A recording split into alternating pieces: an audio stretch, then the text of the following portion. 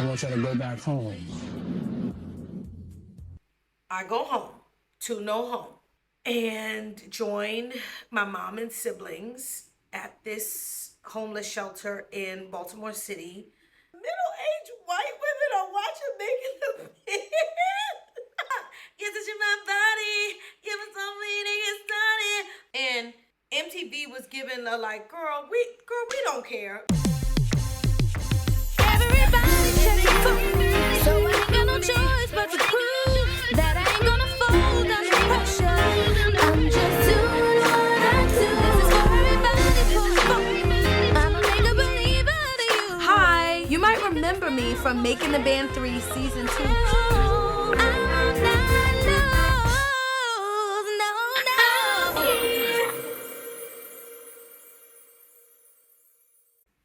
My people, my people, my people. Welcome to Storytelling with Dominique Renee, where I am telling my story and loving every minute of it.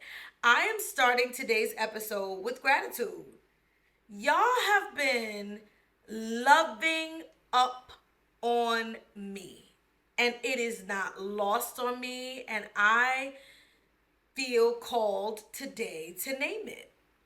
I just told y'all early on how I was nervous coming into this, how the fear, can get a hold of me, and the amount of positivity, just that word alone, in my comments and in my DMs is so beautiful and so encouraging and is motivating me to be here with y'all every week, even when the rest of my life is, I don't want to say in shambles because things are so good, but when this is my life, okay, 100,000 moving pieces, I want to be here every single week with y'all because the love has been so real. So thank you. That's it. Just thank you for tuning in.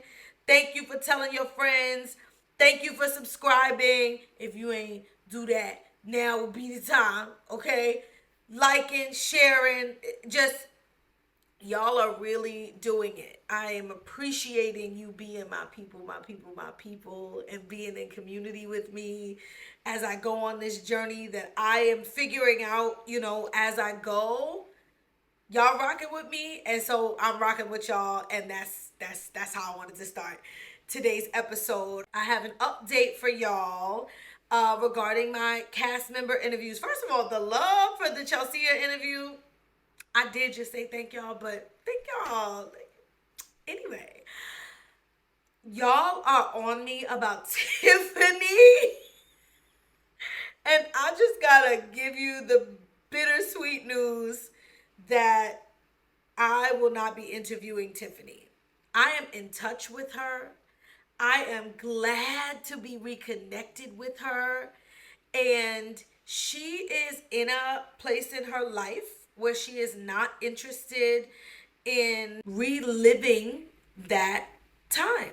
I think y'all are getting to know me. Anybody who doesn't know me personally in my life, like, respect. That's who I am. If that's how you feel. And our conversation around it was so positive. We talked about what has transpired in her life since then and where she is today. And it's like, I can't have the two worlds collide. That was the messaging. And all I can do is love up on her and be excited to be back in community and connection with her and fully respect her wishes. So I'm letting y'all know that so y'all can stop asking specifically about Tiffany.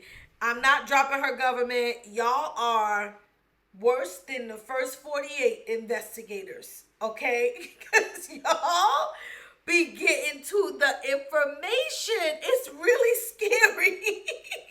What y'all can do with the internet, with the little determination, couple words in Google, it's a lot. But anyway, you want me to give her a message? comment, let me know. I will tell her any and everything y'all say. And maybe she'll change her mind one day, but that's where we are. And I think those are my updates. I'm ready to get into another story, a memory lane moment. I believe before my Chelsea interview, we left off, on a high, you're touching my body, give me something to get started, boy, I can't take it, it's so crazy how you make it, all that. Anyway, so that's how I still feel about the song today, okay? We went to the DC area. We opened up for Backstreet Boys. I was in the group that ended up being victorious in that challenge, and it was absolutely amazing. I loved every minute of that experience. And then we went back to New York. And I feel like once we got back to New York, it was clear, like, come on, now we've had a few weeks where it's just us 11 girls. This is about to be who they choose the band from. I think that we were all getting that sense because we were being treated, I think I said a couple episodes ago, like when we got back to New York from Miami, things felt different. There was an energy shift. And I felt like we were now being treated like finalists. And then it got confirmed. There was a conversation, and I can't remember if this was with Lorianne. I don't remember who had the initial conversation with us, who was like, this is it. Y'all are the folks from which we are going to be choosing our super group of women, which was a great feeling. And then Diddy wants to meet with us when we get back to New York. He comes in, sits down, and is like, go home. Ladies. Pop it. Hello. Hey, girls. You guys have definitely made me have to rethink how I'm gonna come up with this final decision. I want y'all to go back home. I feel by y'all going home, you'll get a chance to prepare yourselves individually for the last phase of the competition. Do what you have to do. When you come back, I want to just see when you walk in that room that you ready to rock with me. All right? Stay focused. Peace. You heard that right. There are 11 girls left. We are doing our thing, and everybody is excited to figure out, did I make it? Am I making it? What's the next thing? And Diddy tells us to go home. He said, he gave us some spiel about how you now get to go work on yourself. I worked on y'all and I did what I could do to figure out who's going to be in the band. And now the next level is you basically going home to work on your craft. Go home and figure it out and come back later. What I will say happened behind the scenes, which made sense because we were devastated. Everybody's like, I'm sorry, what? Go home? Like, I want to know if I made the band. That's not going to work. But we are filming a reality TV show. And so what they explained is, we can't have y'all going home and telling people who made the band before the show ever hits the MTV screens, right? And I get that. Logically, I understand that this needed to be done so that there wouldn't be a spoiler. And we were real people. I am, with real lives. We are scrambling to figure out what this means. I can speak for my situation. I'm in college. I told y'all I had finished my freshman year. I did this show over the summer. I am on a full ride. I also am homeless, right? I told y'all 2 episodes ago that while opening up for Backstreet Boys was one of the most amazing experiences of my life, I also learned that day from my mom, who came to the show with my 5 siblings, that we were homeless and staying in a shelter in Baltimore City. I have so many questions for production. Diddy came in and made a 2-minute announcement and left, right? He's not the person at this point who we're interfacing with to be like, okay, what does this mean? Go home for how long? Like, everybody's just like, wait a minute, what? Like, what do I do when you're not giving me any information? So we're asking questions. When are we leaving? How is this working? When are we coming back? That's the most important question. When do we get to return so that we can plan out our lives? And they were like, we're not telling you. What? Why? In my mind, that part doesn't make sense. It didn't make sense then. It doesn't make sense today. I understand you saying to me, we can't have you being like, yeah, I'm in the band. Y'all about to see soon. Everybody know who's Danity Kane before, it's on television. I get that. But why you can't tell me at least when I'm coming back so I can figure out my life? If you watching this, if you feel like you have the logic behind why they would keep that a secret, I'd love to hear it, because that was disheartening and very, very scary for me. For 20-year-old Dominique, that was scary. I'm literally like, if I start the semester, what happens if y'all call me in 2 weeks? Anybody who's gone to college knows you got to be in the school. You don't want the W's, the F's, the withdrawals. Like, you don't have to deal with that. Okay. Am I going home so long that I need a job? Because I'm a working woman at that point. Okay. I worked all through college from freshman year. Okay. Work, study, and additional jobs. I worked at the Radio Shack freshman year. Shout out to the Radio Shack, RIP, PG Plaza, okay? Anyway, so I'm trying to think of, okay, how am I going to survive, right? I need to make money. Am I going to be able to get through a semester? How is this going to affect the money that I have coming from the school to be a college student? And what is my living situation going to be? Because, again, my family is homeless. And MTV was like, good luck to you. Go deal with that. We will call you when we call you. That is literally what happened. And I'm telling my story, but all of the girls had their own similar circumstances. I go home to no home. Because the semester, so it had to be, maybe I went home in August because I spent time in this shelter before actually being able to go back and stay on campus. So I go back home and join my mom and siblings at this homeless shelter in Baltimore City near Morgan State University. And what an experience. I just came from a meeting with Diddy yesterday. I am in the running to be in an international supergroup and have a recording contract with Bad Boy Entertainment.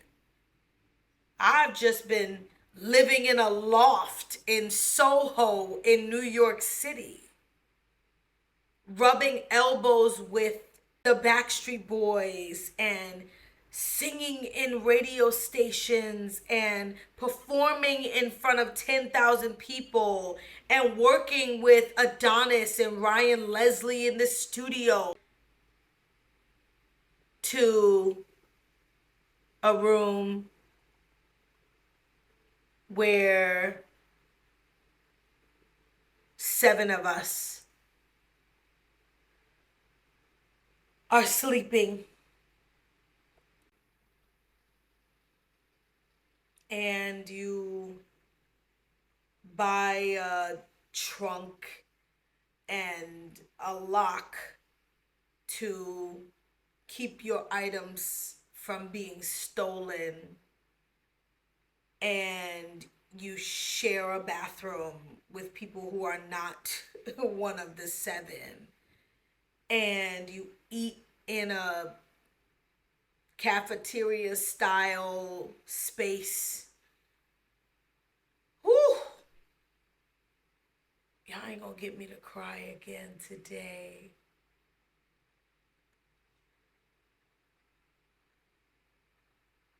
This part is hard. It's so interesting that I was just talking about Tiffany saying she doesn't want to relive the Making the Band experience, and now I'm sitting here having a hard time reliving some of these parts. And I'll continue to reiterate, I don't have no shame. There's no shame about any part of my story. And baby, y'all ain't even y'all don't even have the wildest parts of the Dominique Renee story, because we've been in Making the Band land. But it is hard to think about some of the things that, we've gone through. I don't know if any of you have ever been homeless and just can relate to any of these parts. But I remember being really, really excited to return to school because I stay on campus. I was in a suite on South Campus. Nice. I went to the University of Maryland at College Park, for anybody who hasn't seen the previous episodes. Go Terps. And feeling okay. Oh, okay. Y'all, I ain't gonna be crying today. But here are the 2 things. Damn, I want to go back to school and get back into that world and be on campus in my suite focused on. And I feel horrible and guilty that in just a few weeks, I won't be in this homeless shelter with my family. I will be on a college campus in a dorm. This is similar to when I learned from my mom about them being homeless while I was away filming, and I'm like, oh, I'm getting on this luxury bus to go back to New York after opening up for the Backstreet Boys and living in the Soho penthouse, and wow, it's that. This is how it feels, and it's hard to put in words what that can do to someone. But it is what happened. And then it was time for me to go back to school. And I had to leave my family where they were in the shelter and focus. I had a lot of things on my heart and on my mind. And I specifically during this semester was in no way focused. I often hear people talk about their college experience and speak about these deep revelations that happened for them and these super tight relationships they were able to form with professors. And I often find it hard to even remember my professors' names, because a lot of my college experience was a hustle in terms of like, I am here to be the first graduate. I am here to get to the bag. I am here to be the savior. And that's not healthy. We're going to get into that later. But I'm telling you what it was back then and what my mentality was. And thank God I'm smart, right? Because if I wasn't, I don't know that I'd be able to finagle and be in a million places at once. Like, man, I missed a lot of class in college. I missed a lot of class. Whether it was Making the Band related or just helping to manage my family back and forth between campus and my mom and my siblings. and working. Wow. Sounds like we're going to talk about that down the line. Okay, because I got to stay focused. I go back to school and I am excited. I am about to be on TV. And before the show started airing, I wanted everybody to know. Do you watch Making a Band? Are you watching MTV? Your girl's going to be on there. You should tune in. I am so excited. The first episode airs and a few things happen. One, I am shell-shocked by how much attention I specifically got in episode 1. They talked about my weight. I mean, that was really, but they showed me a number of times. I got to see the story or the beginnings of the story that these people were now creating from what we filmed. And that was also tough because the very first episode, in discussing my weight in front of millions of people, made that a thing in my life that it became a talk piece in public that I wasn't prepared for. I wasn't expecting. I wasn't mentally prepared for any of this because I had been on Apollo Kids, but I think that's a little different. I had never been on TV at this level, and it was a lot. So after episode 1, I am excited. I'm like, wow, I'm into it. I'm like, everybody tune in. I want to tune in because now I'm realizing, yes, I've been filming, but we filmed for 2-3 months, and now they're about to cram this down into these really 20 to 30 minute episodes. I wasn't prepared for that. So I'm like, I wonder if they're going to show this. I wonder if they're going to show that. You don't know what you are going to see. And that's another thing that I learned in watching the first episodes. By the time we get to, I don't even want to say 3. I'm going to say after the second episode, my whole life changed. I was famous. And I don't mean it like, don't take it like no cocky, I ain't Beyonce, Rihanna. I'm Dominique, and that is somebody. But when I say famous, I mean MTV, probably one of the biggest media outlets, TV stations, whatever, definitely in the country, but they had MTV in other places in the world. Hello. Millions and millions and millions and millions and millions of people are watching. And you can't get ready for that. You can't prepare yourself for that. And your girl completely underestimated, did not in any way consider what it was going to do to my life for me to be on national television. It was fun at first. It was fun for a really short period of time. You go places. Girl, are you the girl? Did I just see you on Making a Band last night? I'm talking about strangers. I ain't even gonna get into people that know you. I'm gonna get to that. And you're like, oh, yeah, this is, oh my gosh, girl, like, girl, you look good. Like, they talking about your weight, but you look good. Like, I don't know what they talking about. My weight is just the thing, okay? So that's the first big thing that people are talking about. Oh my gosh, they tripping. Or like, oh, you lost a lot of weight. You lost a lot of weight. TV made you look bigger. You skinny. Like, wow, I didn't realize. Or how did you do it? Tell me your weight loss story and all this stuff that's like,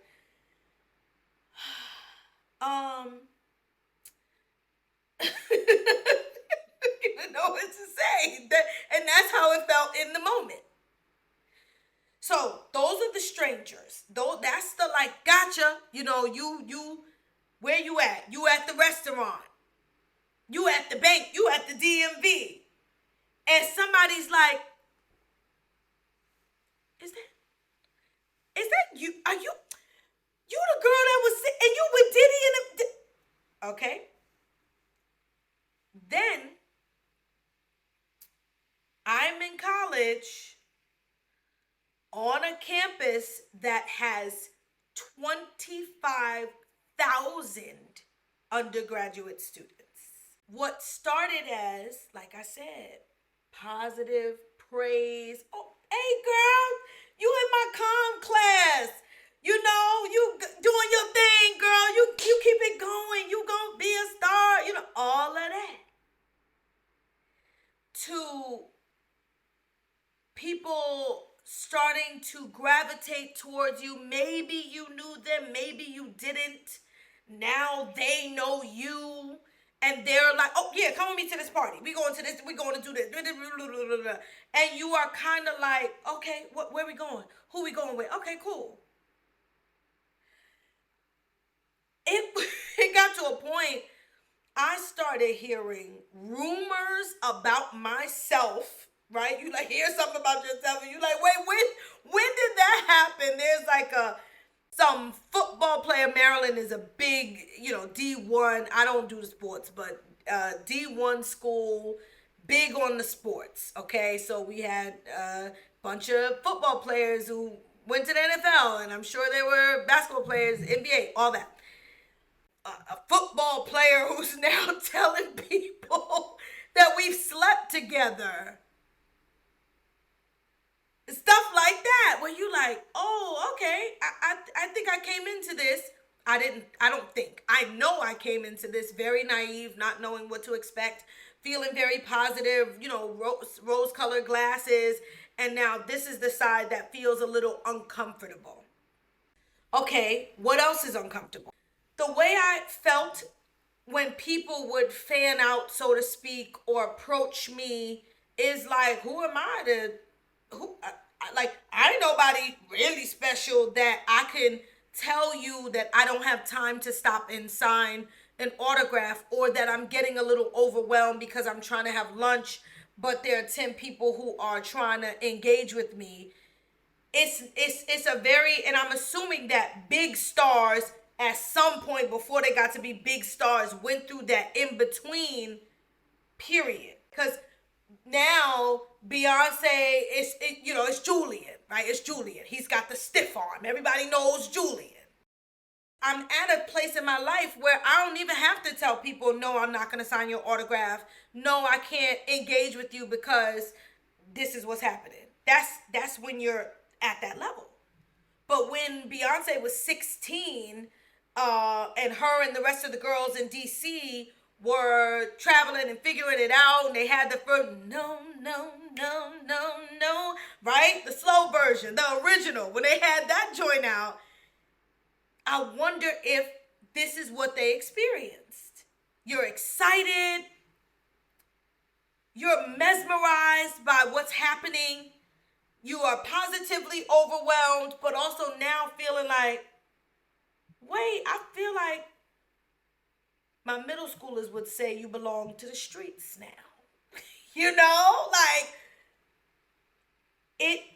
Wow, that's actually a really good way to put it. I wouldn't have used those words 20 years ago, but it kind of started to feel like I belonged to the streets, and not in the future sense. She belongs to the streets. Okay, not him. But in the sense that people are gravitating to your story and they're feeling it and they are proud of you, right? Most of the stuff was positive. As the show is airing, and again, I am getting to see how I'm being portrayed because I was myself. I showed up as myself, but I don't know how things landed when it got to the editing floor. So I'm starting to see a story unfold every week, and I'm recognizing, oh, I'm the underdog. That's the story that they went with for me. And everybody love an underdog story. So it works for me. People are feeling my story, relating to my story, enjoying my storyline on the show. So most of the attention that I'm getting when I am out in public is positive. Nobody's throwing tomatoes at me. Nobody's hating. And so you start to feel an obligation to engage in those conversations, to sign that autograph, to stop and talk, to explain the behind the scenes and tell someone, oh yeah, I worked out a little bit to try to lose the 10 pounds, because that person's like, oh girl, I've been trying to lose weight. Like, give me the secret sauce. And there's no secret sauce, but I felt obligated.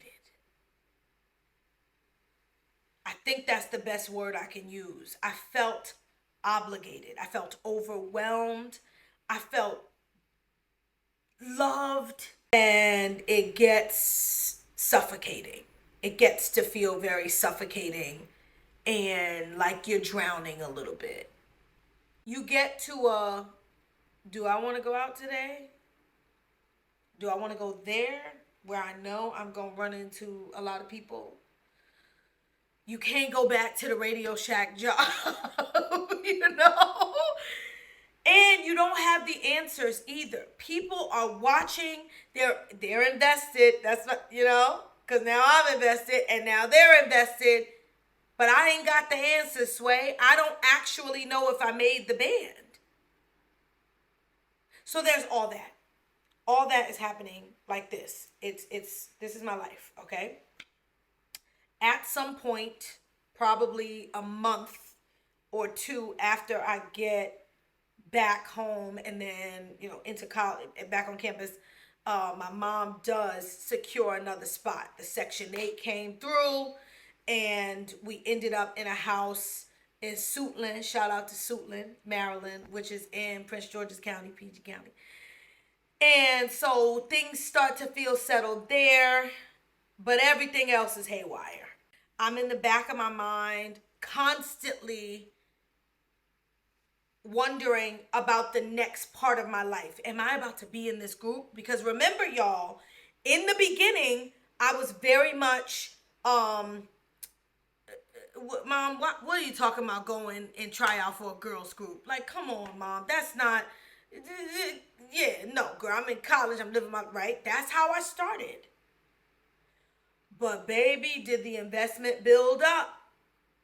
And by the time I got back to Maryland from filming what we had filmed, I want to be in this band. I have worked hard. I have been criticized by Lorianne. I've learned a lot about the music industry. I've learned a lot about artistry, about music, and I'm into this. So in the back of your mind, you're like, wow, all of this is happening. Oh my gosh, am I actually going to make it? Should I be saying my goodbyes? Y'all, I ain't going to be here. I'm about to be in the international supergroup, y'all. I'm out. But then you don't know if that's actually true. It was just what is it? Like a melting pot of emotions every single day. So I retreated. This changed my entire college. Was never, ever, ever, ever the same as it was freshman year. I remember episode 1 telling y'all I had a time, okay? I was wilding freshman year of college, as I guess a lot of people do. But you don't know who you can trust. You don't know if somebody's hanging out with you because you Dominique and you lit, or because you are on national television. And that's hard. That's hard. That's really, really hard. Enter Whitney. Whitney was my best girlfriend in college. We met at orientation, you know, right before freshman year, clicked, and were really, really, really close. You know, that was my person, you know, in college. But this time, when I got back sophomore year and started going through this, I don't know why I feel emotional talking about this, but I almost, what's the word? I wasn't a recluse, but like I retreated to what felt like safety. You're like, no shade to any of the other people, right? I knew other people. I had other friendships. But Whitney, I knew, I look at you, you look at me, was solid, was here for me, just me. Okay? Whether I'm drunk and passing out, okay? Or excelling academically. Like the girl was down for me no matter what. And so I knew that, A, she didn't care about me being on TV. That was very helpful. She like, girl, please. Like, she supported me and was like into it, but there was no change up with her. I was the same Dominique to her. And it didn't feel like that in a lot of other spaces in terms of relationships that I had started to develop with folks in college before this. And so I was sticking to that girl like glue. I was just like, I don't want to be by myself. I can't just stay in my dorm room and hide. I feel like I don't know where I would be without that friendship. We don't talk enough about the value of friendships. But the way she held me down and, we would go places and she would be like, okay, that was number 5. She can't sign no more autographs, y'all. Sorry, y'all have a good day.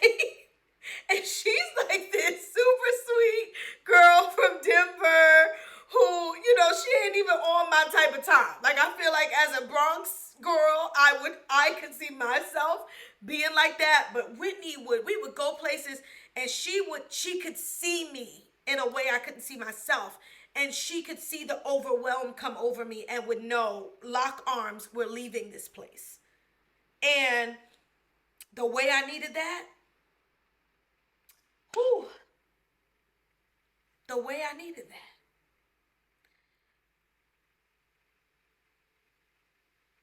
And then I met, in this time, my ex-boyfriend, who ended up playing a very, very similar role to the role that Whitney was playing at that time.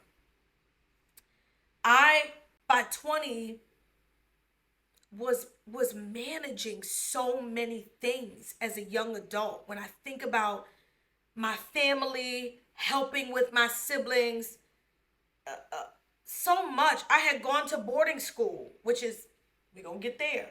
I had gone to boarding school, and you raising yourself in boarding school, right? Like, you're not under the guise and direction of parents when you are away at boarding school.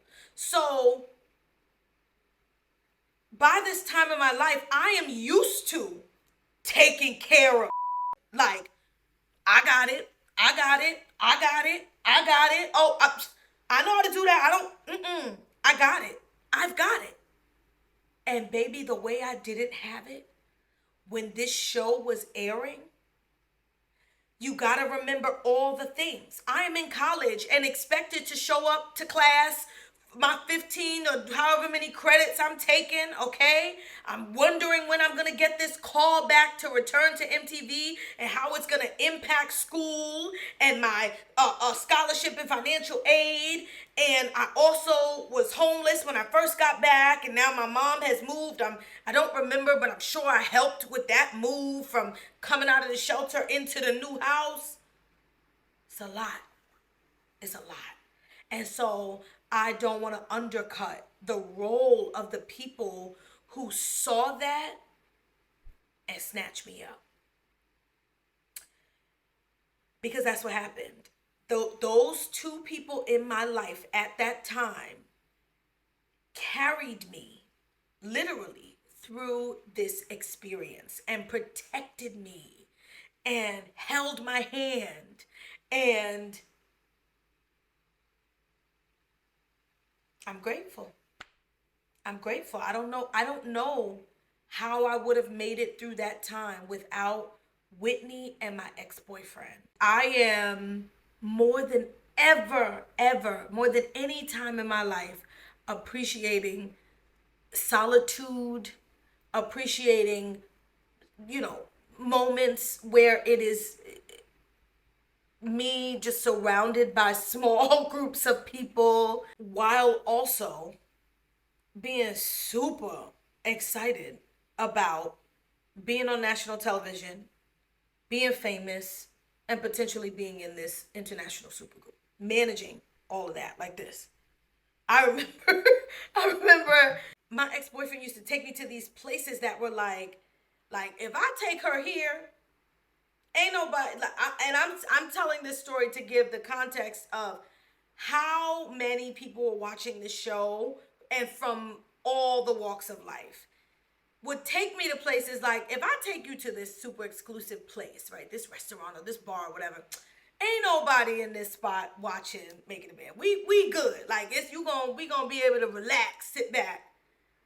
We are in this bar, okay? Quiet, small, exclusive kind of place. And we are sitting at like what are those things called? The tall tables that are near the bar. And this middle-aged, inebriated white woman comes up to the table like, Dominique! And she starts going on about watching the show and me on the show and all these things. And I remember being like, middle-aged white women are watching Making the Band? I was like, okay. To the point that her husband came and was like, girl, let's go. Like, dragged her away from the table. Like, let these people enjoy their dinner or their drinks or whatever. My gosh. Wow. That is just a testament to, when I say this thing was big, it was big. And when I say it was overwhelming, that is what I mean. So I get the call. We got called in November. And I know it was November because it was literally like 2 weeks before finals. It was 2 weeks before finals. Now, I'm already, okay, my grades are doing a little dance because I got a lot going on. And I get the call from MTV like, we need you back in 3 weeks kind of thing. And I start losing it. I'm like, oh my gosh, I've just gone through this semester. I've gotten through almost the whole semester. What happens now if I have to leave before the semester is over? I can't, this can't be a thing. I need help. I need help figuring this out. And MTV was given a like, girl, we don't care. Like, come on. You know, you either here or you're not. And I remember asking questions about, if I can't come right now, then what? You out the bed. Like, you're not, you're just not going to be here. You got to come back. You got to come back. And one of the things I have learned about myself is that I am a fierce advocate and have been since I was a very, very little girl. And I'm like, nah, B. Y'all gonna help me figure this out. You want me to fulfill my contract and come back? Help me get some special permission from the school. Like, do something. You know, I'm like, I want to talk to the producer. Perry Dance. Google it. I gotta Google it. Perry Dance, I want to say, was like the executive producer of Making the Band. And I am like, y'all gotta put me in touch. I need to talk to somebody. I need help. I need help. I need help. Here's my story. Here's why I can't just be leaving all willy-nilly. I'm here on a scholarship. I'm here on financial aid and scholarship. Help me figure this out. And so MTV wrote me a letter. The producer, I had like his letterhead, I think, and MTV's letterhead, wrote a letter on my behalf. I hope I can find it and put it in here for y'all. Wrote a letter to say, hey, this is the circumstance. We got this kid. She's on our show. We need her back. So if you can excuse her or whatever, do it, because we need her. And I appreciated that. I am proud of myself for advocating for what I needed, but I also am like, thank you for at least doing that. And so what ended up happening was the school ain't really care. Remember, it's 25,000 undergrads. This is not one of those small colleges where you got these intimate, deep relationships with advisors, et cetera, et cetera. What I remember from that time is that my grades were, by that point, they were all right. They were pretty strong. And I might have been able to take 1 or 2 exams ahead of time. And the rest I had to just fail, like miss and fail. And hope that wasn't going to tank my grades to the point where the whole semester was a wash. So I do remember an advisor, somebody from the school, I can't remember who, once that letter came through, trying to help me sort it through. Like, okay, this grade is not strong enough. If you don't take this exam, this class is a wash. So you should withdraw from this class and have a W instead of having an F. So somebody did help me to try to do the dance of figuring out how to not flunk out of school completely, because I'm going, and who knows if maybe I'm not going to make the band and I have to come right back. That was the push and pull of the situation. So I did end up passing a decent amount of classes. I had to withdraw from a couple that I would have failed for missing the final exams. And then I went back to New York. And you gotta come back next week. You gotta keep coming back if you wanna know what happened next. And like I said, you can Google the results, but you can't Google my experience, baby. That's why this is Storytelling with Dominique Renee. Y'all really took me there today. I was not expecting to go through that range of emotions. My goodness. But I cannot wait to talk about what it was like when we got back to New York City. I can tell you that it was basically a week of shooting to get to the final day, which was that final day of filming was the day the episode was going to air, if I remember correctly. And so let's talk about it. I am out of here. I'm when I come off camera, I'm gonna have to process all the emotions that this specific story today has brought up. My gosh.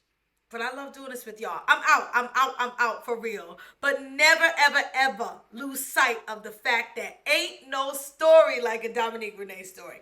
By episode 7, y'all gotta know that's true. Peace.